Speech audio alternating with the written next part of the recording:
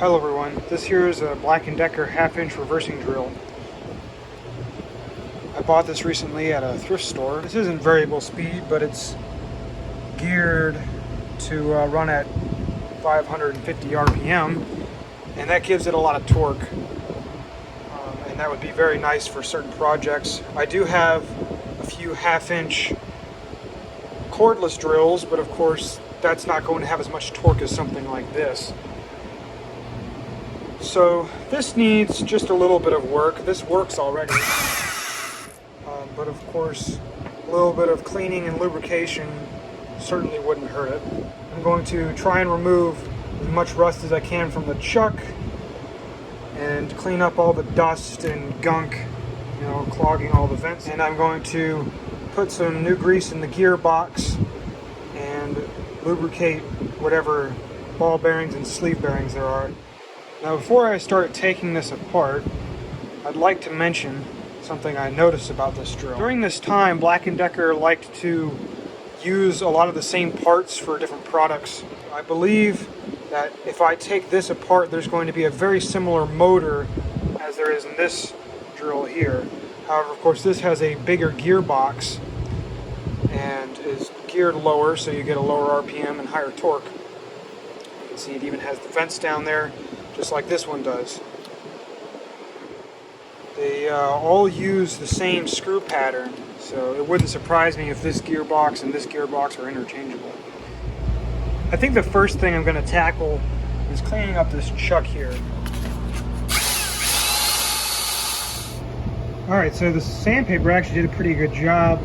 I think I might be able to get a little bit better though. Get down in these crevices. I'm going to try and use rust remover stuff that we have, and I'll see how well that works. Alright, so now I'm going to remove the chuck.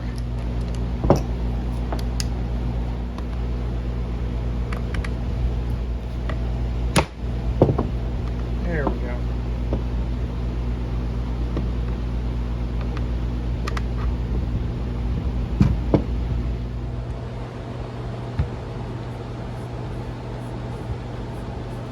Alright, so I got the chuck pretty clean and I've oiled it. And this is definitely a lot better than it was before. It's very smooth. Alright, now on to the rest of the drill.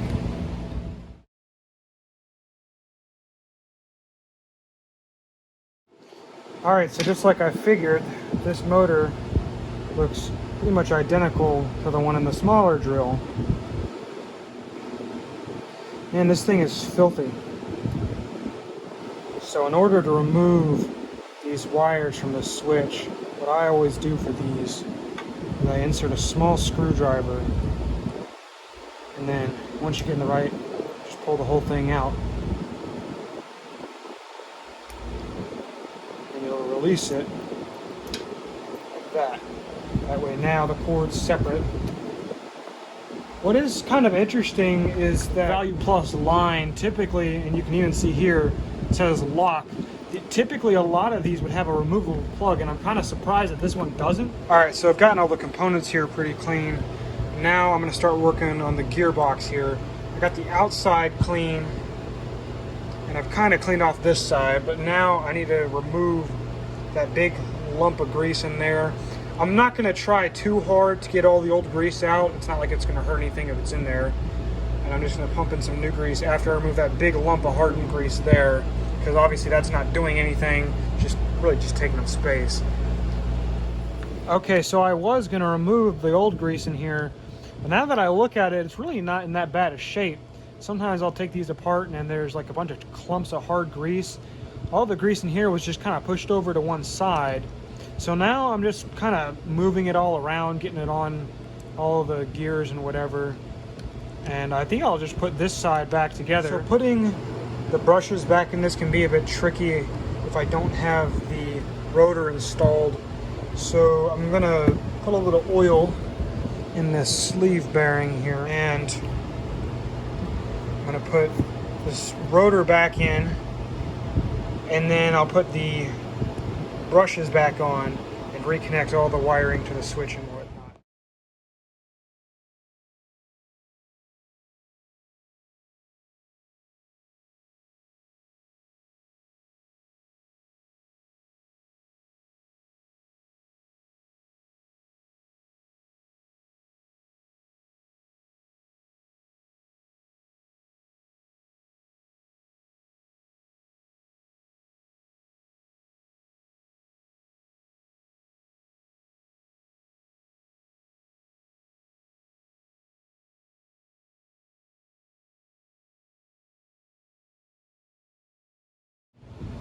Alright, here's the finished product.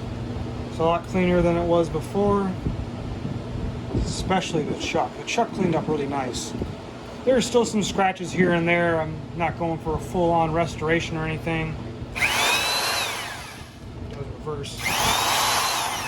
This will be nice on future projects. Alright, that is all for now. Thank you for watching.